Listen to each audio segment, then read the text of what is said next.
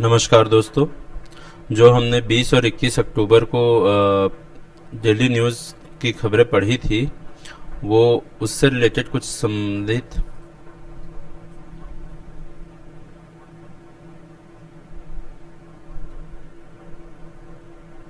नमस्कार दोस्तों।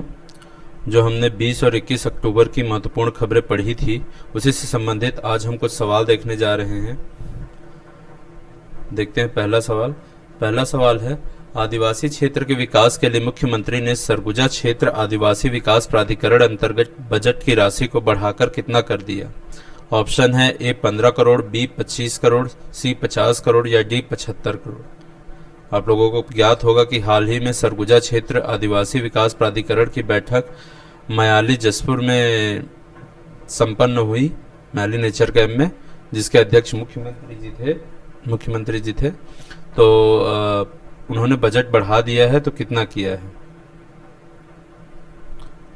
सही उत्तर है डी 75 करोड़। पहले 50 करोड़ था, जिसको बढ़ाकर अब 75 करोड़ कर दिया गया है। दूसरा सवाल है, वर्तमान में छत्तीसगढ़ में कितने प्राधिकरण हैं? ऑप्शन है ए 3, बी 4, सी 5, डी 6। सही जवाब है डी 6 प्राधिकरण है, विकास प्राधिकरण। तीसरा सवाल है, पीएम जनमन योजना की घोषणा कब की गई थी? ऑप्शन है ए बजट 2022-23 में, बी बजट 2023-24 में, सी बजट 2024-25 में या डी बजट 2019-20 में। इस प्रकार की योजनाओं के से सवाल अक्सर आते हैं कि इन्हें कब लागू किया गया था, इनकी घोषणा कब की गई थी। तो आपको इनके बारे में पता होना चाहिए। मैंने न्यूज़ पढ़ाते समय भी बोला था कि आपको पीएम जनमन योजना के बारे में पता होना चाहिए। इसका सही जवाब है बी, बजट 2023-24 में इसकी घोषणा की गई थी, यानी पिछले साल के बजट में। अगला सवाल है, पीएम जनमन योजना प्रमुख रूप से किनके लिए है? ऑप्शन है ए श्रमिक वर्ग के लिए, बी आदिवासी वर्ग के लिए, सी महिलाओं के लिए या डी सभी के लिए।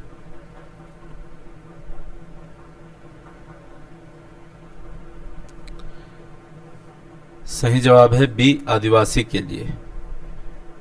ये मुख्यतः जनजातीय आदिवासी समुदाय के लिए है, पर्टिकुलरली वेनरेबल ट्राइबल ग्रुप्स के लिए, पीवीटीजी के लिए। इसका फुल फॉर्म ही है जनजातीय न्याय महाअभियान योजना, पीएम जनजातीय न्याय महाअभियान योजना, जिसके तहत जनजातियों को शिक्षा देकर उन्हें आगे आने के अवसर दिया जाएगा। पांचवा सवाल मैंने एक यूपीएससी का क्वेश्चन लिया है। यूपीएससी में सवाल आ चुका है। इस प्रकार के सवाल आजकल सीजीपीएससी में भी इस फॉर्मेट में सवाल जो है सीजीपीएससी में भी आने लगे हैं। ये 2019 के यूपीएससी का सवाल है। अक्सर लोगों को यह सवाल काफ़ी कठिन लगता है, पर हम देखेंगे ये सवाल बहुत आसान रहता है अगर टेक्निक से बनाया जाए तो। भारत में विशिष्टता असुरक्षित जनजाति समूहों यानी particularly vulnerable tribal groups PVTG के बारे में निम्नलिखित कथनों पर विचार कीजिए। पहला, पीवीटीजी देश में 18 राज्यों तथा एक संघ राज्य क्षेत्र में निवास करते हैं। दूसरा, स्थिर या कम होती जनसंख्या पीवीटीजी स्थिति के निर्धारण के मानदंडों में से एक है। तीसरा, देश में अब तक 95 पीवीटीजी आधिकारिक रूप से अधिसूचित हैं। चौथा, पीवीटीजी की सूची में इरुलार और कोंडा रेड्डी जनजातियां शामिल है। उपर्युक्त कथनों में से कौन से सही हैं? ऑप्शन है ए केवल 1, 2, 3, बी केवल 2, 3, 4, सी केवल 1, 2, 4 या डी केवल 1, 3, 4।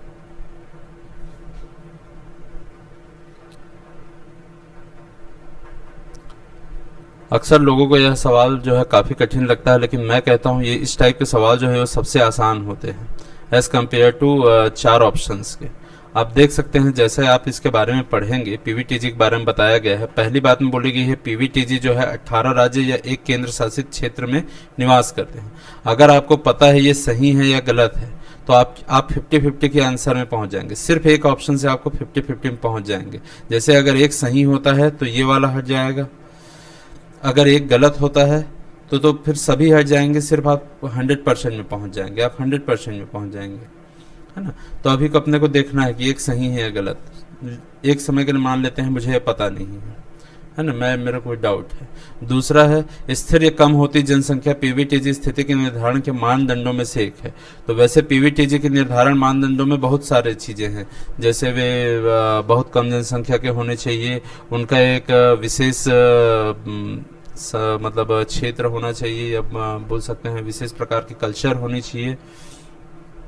तो बहुत सारे हैं, मुझे उसके बारे में भी कुछ ज़्यादा नहीं पता, पर शायद ये हो सकता है कि ये आए, तो मैं इसको शायद में मान लेता हूँ, ठीक है, हो सकता है सही हो। तीसरा, देश में अब तक 95 पीवीटीजी ग्रुप हैं। चौथा है पीवीटीजी सूची में इरुआर और कोड्डा रेंडी जनजातियाँ हैं। अब ये तो याद रखना बहुत है। अगर मैं मान लेता हूँ कि यहाँ 95 जनजातियाँ हैं, तो 95 में से सिर्फ 2 ये बताई गई है, इरुलार या कोंडा, तो इतना याद रखना तो हमारे लिए पॉसिबल नहीं है। शायद ये उनके लिए पॉसिबल है जिस राज्य से ये बिलोंग करते हैं, पर सभी के लिए पॉसिबल नहीं है। लेकिन ये पॉसिबल है, ये सबसे आसान है कि देश में अब तक कितनी पीवीटीजी है, और मुझे पता है देश में कितनी पीवीटीजी है, 95 तो नहीं है, यानी तीसरा ऑप्शन हमारा गलत हो जाता है। और जैसे ही हमारा तीसरा ऑप्शन गलत होता है, आप देखेंगे तीसरा यहाँ है यानी ये नहीं आएगा, तीसरा यहाँ है यानी ये नहीं आएगा, तीसरा यहाँ है यानी ये नहीं आएगा, तो यही आएगा, ये ऑटोमेटिक सही हो जा रहा है।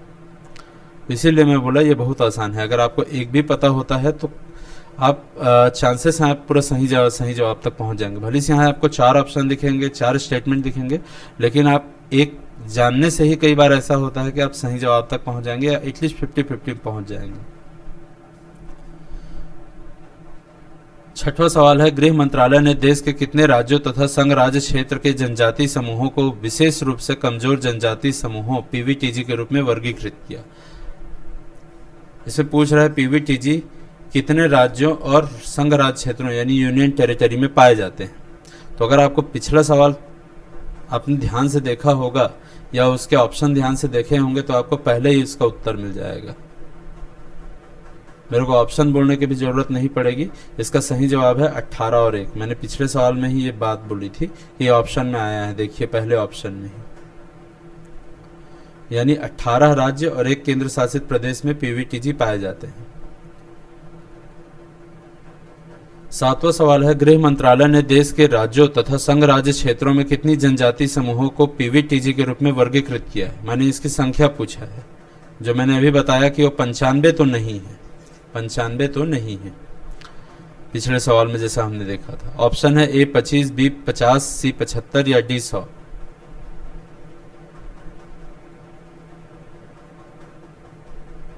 इसका सही जवाब है सी 75। पीवीटीजी की संख्या 75 है।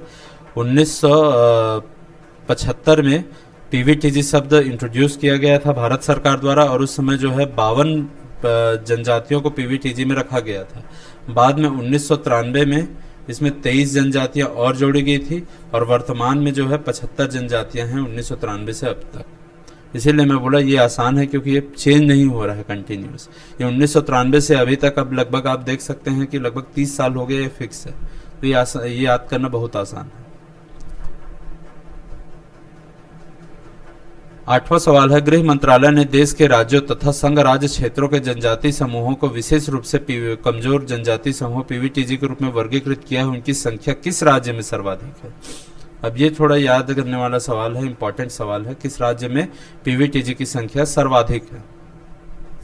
अच्छा, बार बार ये भी शब्द आ रहा है कि गृह मंत्रालय ने, यानी ये बात आपको यहाँ आ जाएगी कि गृह मंत्रालय के द्वारा पीवीटीजी घोषित किया जाता है। तो ऑप्शन है ए छत्तीसगढ़, बी केरल, सी मध्य प्रदेश या डी उड़ीसा। किस राज्य में सबसे ज्यादा है। टोटल तो 75 है, और ये 75 कहाँ है, तो 18 राज्य और 1 केंद्र शासित प्रदेश में फैले हुए हैं। तो किस राज्य में सर्वाधिक संख्या है इनकी।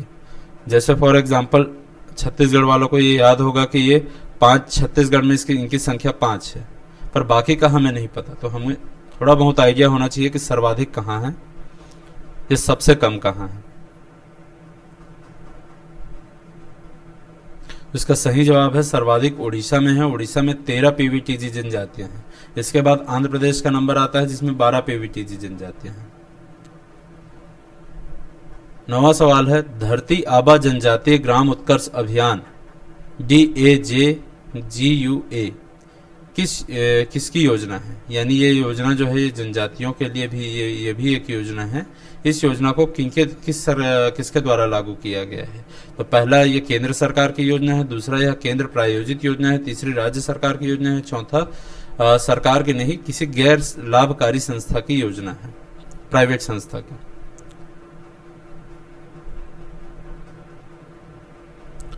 तो इसका सही जवाब है बी, यह एक केंद्र प्रायोजित योजना है। तो ये एक सेंट्रल सेक्टर स्कीम है, सेंट्रली स्पॉन्सर्ड स्कीम। अलग अलग स्कीम होते हैं, जैसे प्योरली गवर्नमेंट की स्कीम होती है, एक स्पॉन्सर्ड स्कीम होती है। इन सब में अंतर ये है कि इन योजनाओं में आपको जो है फंड का अलोकेशन अलग अलग होता है। जैसे केंद्र प्रायोजित योजना में कितने हैं, तो इन जनरल जो है नॉर्मल राज्यों के लिए 60-40 का रेशियो होता है, और हिमालयन और बॉर्डर स्टेट के लिए 90-10 का रेशियो होता है। यानी सेंट्रल गवर्नमेंट जो है वो 60% देगी, राज्य सरकार जो है स्टेट गवर्नमेंट 40% देगी। वैसे ही हिमालयन जैसे जम्मू कश्मीर हो गए या अदर स्टेट हो गए, लद्दाख हो गए, यूटीज हो गए, वहाँ जो है 90% सेंट्रल गवर्नमेंट देती है, 10% स्टेट गवर्नमेंट। अगर प्योर सेंट्रल गवर्नमेंट की योजना होती है तो 100% फंडिंग होती है केंद्र सरकार द्वारा, और राज्य सरकार की योजना होती है तो 100% फंडिंग होती है राज्य सरकार द्वारा। तो ये अलग अलग योजनाओं के बारे में है, तो आपको ये भी पता होना चाहिए। 10वां सवाल है एनएफडीपी क्या है? कल हमने पढ़ा था कि एनएफडीपी में रजिस्ट्रेशन करवाकर फायदा दिया जाएगा किनको, तो ये फिशरीज वालों को दिया जाएगा। तो इसका सही जवाब ये मैं पहले ही बता दिया, फिशरी से संबंधित है, जैसे आपको बताना नहीं चाहिए था। और यहाँ ऑप्शन फिर गलत हो गया, यहाँ फिल्म है। तो अब मेरे बोलने के बाद ये तो ऑटोमेटिक 2 में आ जाता है, इन दोनों में से कोई एक है। ये हालांकि बहुत टिपिकल सवाल है, बहुत याद रखना पड़ता है इस टाइप के सवाल को, और रेयर भी आते हैं, इसलिए मैंने इसमें ज़्यादा आपको ध्यान नहीं दिया। इसका सवाल है, आंसर है B, national fisheries development portal. मैंने न्यूज में भी बताया था, इसमें आपको रजिस्ट्रेशन करना है, और रजिस्ट्रेशन आप कहाँ करते हैं? किसी न किसी ऐप या पोर्टल पे ही करते हैं। 11वां सवाल है, वर्तमान में छत्तीसगढ़ हाईकोर्ट के मुख्य न्यायाधिपति कौन है, यानी चीफ जस्टिस कौन है? ऑप्शन है ए, मुख्य न्यायाधिपति DY चंद्रचूड़, बी, मुख्य न्यायाधिपति संजीव खन्ना, सी, मुख्य न्यायाधिपति रमेश सिन्हा, डी, मुख्य न्यायाधिपति रंजन गोगोई।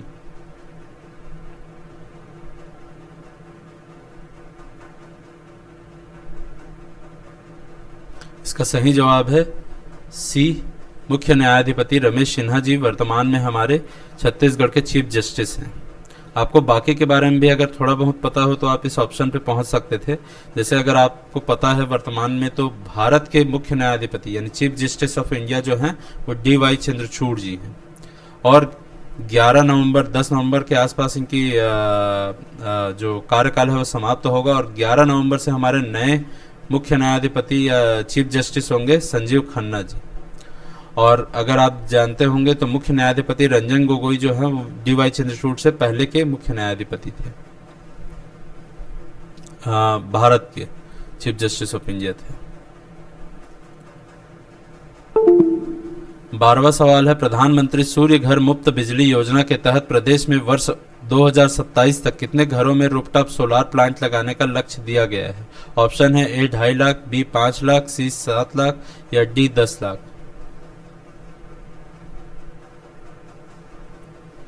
सही जवाब है बी, 5 लाख घरों में रूफटॉप सोलार प्लांट लगाने का 2027 तक लक्ष्य रखा गया है। 13वां सवाल है, PM सूर्य घर योजना से कितने यूनिट बिजली मुफ्त दी जाएगी? ऑप्शन है ए 100 यूनिट, बी 200 यूनिट, सी 300 यूनिट या डी 400 यूनिट।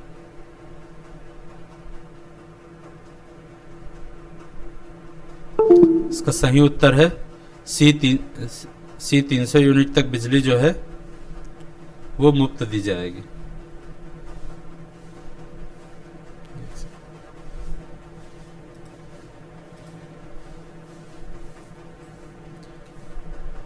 चौदहवां सवाल है, प्रत्येक वर्ष कब पूरे विश्व में संयुक्त राष्ट्र दिवस मनाया जाता है? ऑप्शन है ए 20 अक्टूबर, बी 22 अक्टूबर, सी 24 अक्टूबर, डी 26 अक्टूबर। मैंने कल भी बोला था, संयुक्त राष्ट्र संघ जो है वो बहुत ही महत्वपूर्ण संस्था है, अंतर्राष्ट्रीय स्तर पर सबसे महत्वपूर्ण संस्था है संयुक्त राष्ट्र संघ। इसके बारे में तो बहुत सारी जानकारियां हमें होनी चाहिए क्योंकि ये अक्सर परीक्षा में आते ही है। इसका सही जवाब है 24 अक्टूबर को जो है संयुक्त राष्ट्र दिवस मनाया जाता है। अब क्यों मनाया जाता है? क्योंकि इसी दिन इसकी स्थापना हुई थी। और किस वर्ष में हुई थी, वो अगला सवाल है कि संयुक्त राष्ट्र संघ की स्थापना कब हुई थी। ऑप्शन है ए 1935, बी 1945, सी 1955, डी 1985।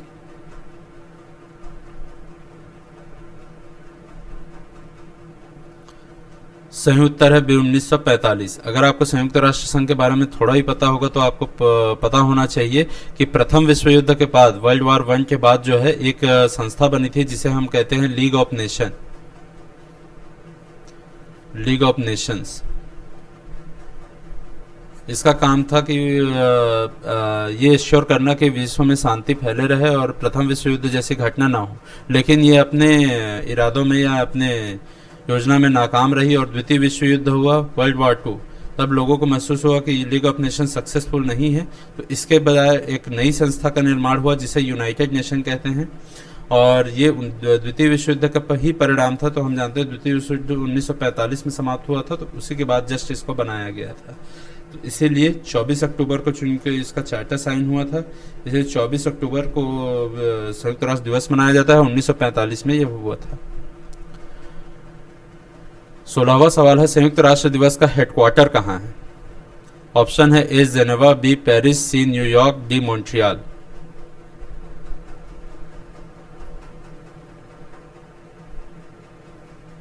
सही जवाब है संयुक्त राष्ट्र संघ का हेडक्वार्टर जो है वो न्यूयॉर्क में है।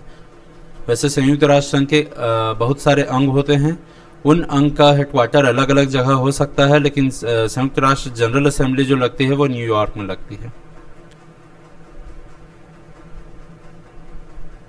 17वां सवाल है, संयुक्त राष्ट्र संघ के कितने अंग हैं?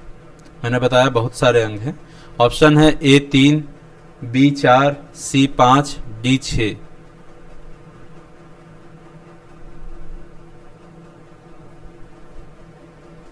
तो इसका सही जवाब है 6 अंग हैं, जिसमें से 5 फुल्ली एक्टिव है और एक जो है पार्शियली एक्टिव है।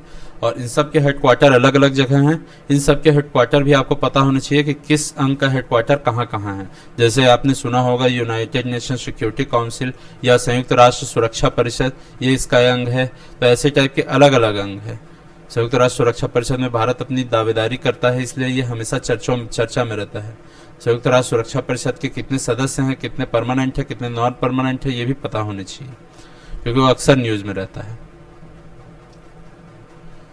18वां सवाल है, वर्तमान में संयुक्त राष्ट्र में कितने पूर्णकालिक सदस्य हैं?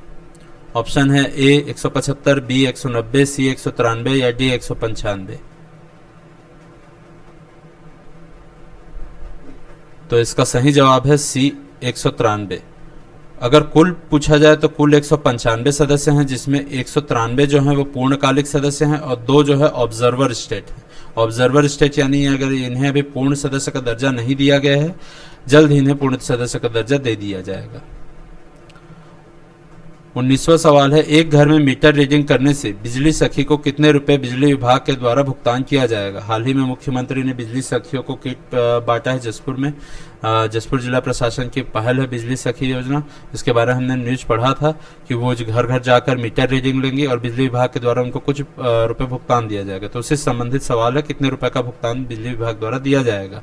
ऑप्शन है ए 5, बी 9, सी 12 या डी 25।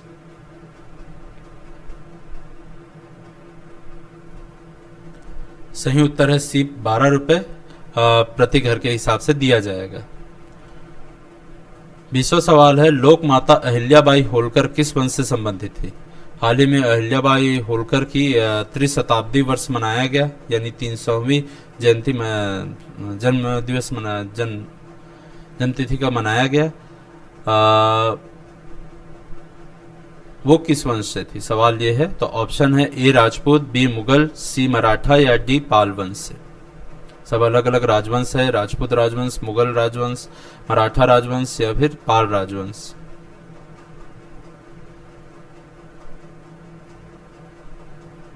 इसका सही जवाब है सी मराठा से। आपको अगर मराठा के बारे में थोड़ा ही पता होगा तो मराठा जो होते थे सूबेदार होते थे और अलग अलग उनकी सूबेदारी चलती थी, अलग अलग कबीलों में बटे हुए थे। तो उनके 4 मुख्य वंश थे जिनके नाम हैं भोसले, गायकवाड़,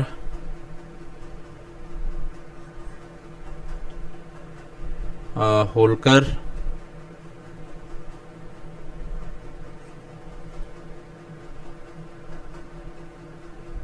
और है चौथा है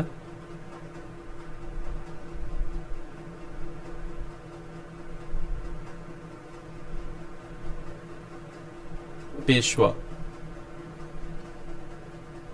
पेशवा वैसे पदवी होती है, उनके एक्चुअल में है।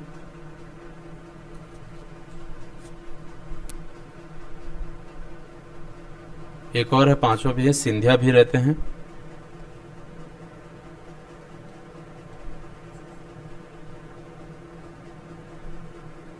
नहीं, 4, सॉरी पेशवा नहीं, भोसले हो गए, गायकवाड़ हो गए, होलकर हो गए और सिंधिया हो गए। ये 4 हैं। लोक माता अहिल्याबाई होलकर कहाँ की शासिका रही हैं? अब ये ये जो चारों जगह दी गई हैं मराठा साम्राज्य की ही जगह हैं, महत्वपूर्ण जगह हैं, उनके हेडक्वार्टर थे जो अलग अलग मैंने अभी कबीले बताए उनमें। तो ए है पुणे, बी बड़ौदा, सी नागपुर, डी इंदौर।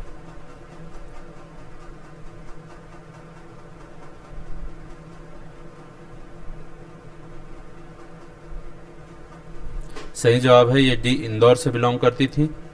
इंदौर के होलकर, नागपुर के भोसला, बड़ौदा के गायकवाड़, पुणे में से छत्रपति शिवाजी का हेडक्वार्टर था।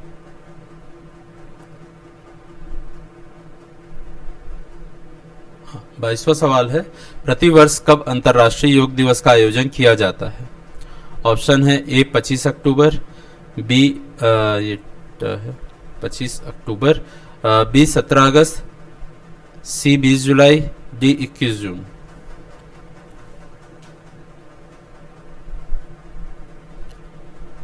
सही जवाब है प्रतिवर्ष 21 जून को अंतर्राष्ट्रीय योग दिवस का आयोजन किया जाता है। हाल ही में छत्तीसगढ़ सरकार द्वारा सुगम ऐप जारी किया गया, यह किससे संबंधित है? ए दिव्यांगों की सुविधा देने के संबंध में, बी रोजगार प्राप्त करने के संबंध में, सी संपत्ति संबंधी धोखाधड़ी रोकने के लिए, या डी व्यवसाय शुरू करने के संबंध में। सुगम ऐप छत्तीसगढ़ सरकार द्वारा जारी किया गया। तो सही जवाब है सी, संपत्ति संबंधी धोखाधड़ी रोकने के लिए सुगम ऐप में जाकर जो भी जमीन जिसकी खरीदी बिक्री होनी है उसका कोऑर्डिनेट और फोटो सेट किया जाता है जो रजिस्ट्री पेपर पर अंकित होता है, ताकि संपत्ति संबंधी धोखाधड़ी रोका जा सके। 24वां सवाल है, प्रधानमंत्री राष्ट्रीय डायलिसिस कार्यक्रम के अंतर्गत स्वास्थ्य विभाग को कितनी मशीनें प्राप्त होंगी? ऑप्शन है ए 23, बी 39, सी 46 या डी 57। सही जवाब है बी 39। इसके लिए त्रिपक्षीय समझौता हुआ है छत्तीसगढ़ सरकार के स्वास्थ्य विभाग और 2 और संस्थाओं का, एक प्राइवेट है और गवर्नमेंट है। तो अगला सवाल वही है कि प्रधानमंत्री डायलिसिस कार्यक्रम के अंतर्गत स्वास्थ्य विभाग को मशीनें कौन निःशुल्क देगा? ऑप्शन है HPCL, B BPCL, C IOCL या डी ओएनजीसी। इनका फुल फॉर्म मैंने एक बार और बताया था। HPCL Hindustan petroleum corporation limited, BPCL Bharat petroleum corporation limited, IOCL Indian oil corporation limited, ONGC oil and natural gas corporation. सही उत्तर है C, IOCL Indian oil corporation limited द्वारा दिया जाएगा। अगला सवाल है, जनजातीय गौरव दिवस कब मनाया जाता है? हाल ही में छत्तीसगढ़ सरकार द्वारा जनजातीय गौरव दिवस जो है वो मतलब 1 महीने के लगभग उसका कार्यक्रम का आयोजन किया जा रहा है, उससे संबंधित सवाल है। तो ऑप्शन है ए 15 नवंबर, बी 25 अक्टूबर, सी 17 अगस्त या डी 20 जुलाई।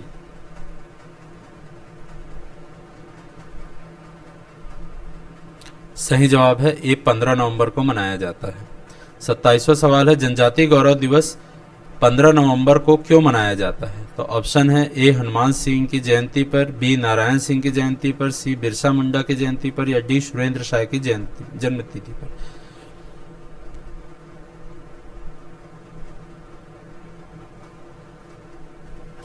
सही उत्तर है सी, बिरसा मुंडा की जन्मतिथि पर। बिरसा मुंडा को आदिवासी समुदाय में भगवान के रूप में पूजा जाता है। उन्हीं की जन्मतिथि पर जनजातीय गौरव दिवस मनाया जाता है।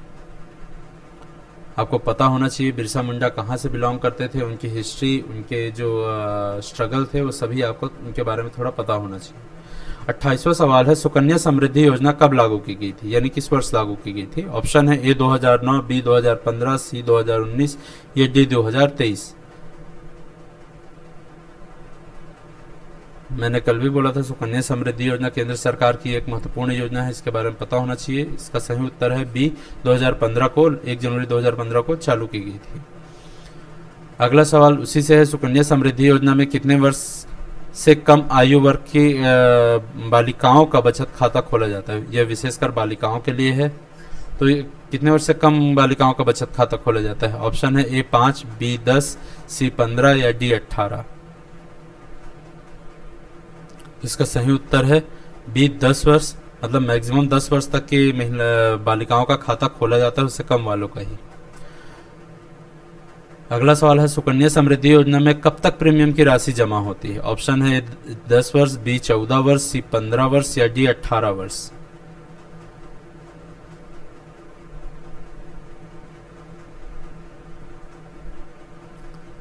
सही जवाब है 14 वर्ष तक प्रीमियम की राशि जमा की जाती है। अगला सवाल है, सुकन्या समृद्धि योजना में मैच्योरिटी का समय होगा, यानी वो कितने वर्ष के बाद मैच्योर होता है? तो ऑप्शन है ए 5 वर्ष, बी 10 वर्ष, सी 15 वर्ष या डी 18 वर्ष। सही जवाब है 5 वर्ष मैच्योरिटी पीरियड होता है। अगला सवाल है, सुकन्या समृद्धि योजना में राशि कब दी जाएगी, यानी बालिका की उम्र कितनी होने पर उसे राशि मिलेगी? तो ऑप्शन है ए 18 वर्ष पर, बी 21 वर्ष पर या सी उसके विवाह के समय या डी उसकी उम्र जब 60 वर्ष की हो जाए। इसका सही जवाब है जब वह 18 वर्ष की हो जाए तब उसे मिलेगा। अगला सवाल है, सुकन्या समृद्धि योजना में राशि पर कितने प्रतिशत ब्याज दी जाएगी? ऑप्शन है ए 4, बी 7, सी 8.5 या डी 10। कितने प्रतिशत?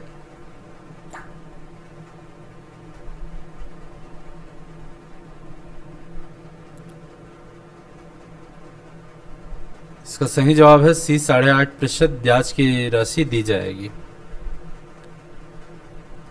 तो आज के लिए इतना ही। आज सवाल कुछ ज़्यादा थे क्योंकि मुझे कुछ टॉपिक बहुत महत्वपूर्ण लगे और मुझे लगा कि उसके बारे में ज़्यादा से ज़्यादा सवाल हो ताकि आप ज़्यादा से ज़्यादा जानकारी एकत्रित कर सकें। इसी प्रकार आपको भी चाहिए कि जो भी टॉपिक आपको इम्पोर्टेंट लगता है या जो मैं बोलता हूँ कि जो टॉपिक इम्पोर्टेंट है उन सभी टॉपिकों से ज़्यादा उससे रिलेटेड सवाल आप एकत्रित करें और उसे पढ़ें ताकि परीक्षा में अगर उस प्रकार के सवाल आए तो वो आसानी से बन सके। नॉलेज बहुत है, सभी नॉलेज को नहीं पढ़ा जा सकता है, ये सत्य है, लेकिन हमें अपनी तैयारी इस प्रकार करनी चाहिए स्मार्ट तरीके से कि कम से कम तैयारी में ज़्यादा से ज़्यादा कंटेंट हमारे पास हो। तो अगर कोई न्यूज़ में कोई भी टॉपिक आता है उसके इर्द गिर्द ही सवाल बनते हैं। अगर हम परीक्षा का विश्लेषण करें तो परीक्षा के विश्लेषण से हम ये देखते हैं कि हिस्ट्री से कितने सवाल आए, जियोग्राफी से कितने आए, फिजिक्स के कितने आए, साइंस से कितने आए और ऐसे मतलब अलग अलग टॉपिक से कितने आए और फिर हम देखते हैं कि करंट अफेयर से कितने हैं। पर वास्तव में अगर सवाल का अच्छे से अध्ययन किया जाए तो जो करंट अफेयर के सवाल है वो तो करंट अफेयर से संबंधित होते ही हैं। जो हिस्ट्री, जियोग्राफी, इन्वायरमेंट या साइंस टेक के भी सवाल होते हैं वो भी कहीं ना कहीं करंट से रिलेटेड होते हैं या उन्हीं सवालों को पूछा जाता है वो जो कभी न कभी करंट में हाईलाइट रहे हों, उससे संबंधित हों। तो हमारी तैयारी ऐसी ही होनी चाहिए क्योंकि सभी चीज़ें नहीं पढ़ी जा सकती और कम समय में ज़्यादा से ज़्यादा पढ़ने का यही तरीका होता है। तो आप अपनी तैयारी जारी रखें। धन्यवाद।